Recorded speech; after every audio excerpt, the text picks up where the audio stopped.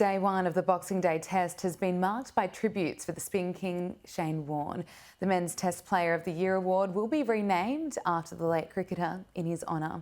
Joining us live now is Cricket Australia's General Manager of Events, Joel Morrison.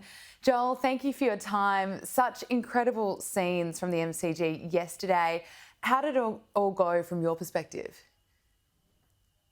Good morning. It was a fantastic Boxing Day yesterday, 65,000 people, and pleasingly a lot of floppy white caps in tribute for Shane Warne and lots of zinc cream. So it was a wonderful occasion to both celebrate the Boxing Day Test and also Warnie.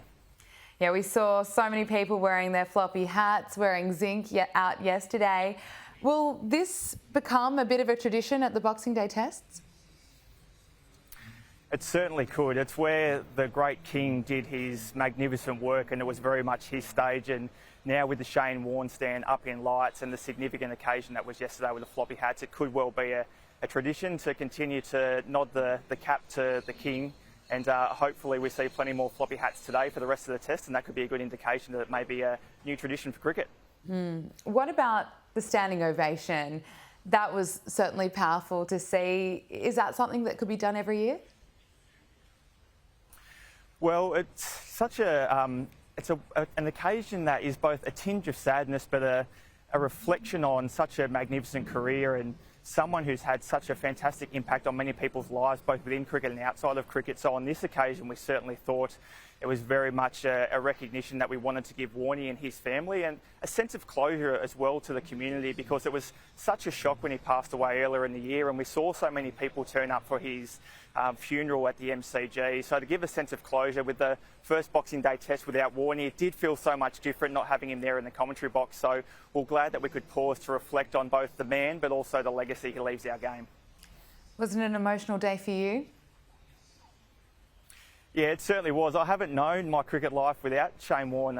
Ever since I was a little kid, I used to go along to the SCG and watch Warnie in action, and for him to no longer be here, given he's had such an ongoing connection to the game post his retirement in the commentary box, it felt so different, and very sad occasion, but also a happy one in a sense as well, because it was a great way to celebrate his family and his contribution to the game and what he has left for all of us, not just within cricket, but the broader Australian public.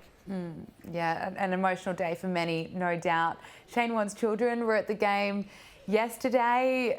How did they respond to the tribute? I think they were just very overwhelmed, to be honest. They've had a lot of time now to process their father's passing, and they're just really appreciative of the public support. There's been so many wonderful occasions to acknowledge and celebrate Shane's legacy of the game, but this being the first Boxing Day Test, the first time we're back in Melbourne without Shane here, was such a significant occasion for them, and they were really touched by the tributes. And we saw Jackson speaking to the broadcast yesterday, talking about how wonderful it was to see so many people around with floppy hats and a real hat tip to Warnie. So I think they're quietly chuffed that so many people have made an effort to celebrate his career and his legacy. The Best Male Test Player award has been renamed in Shane Warne's honour. Why was it important to rename this award?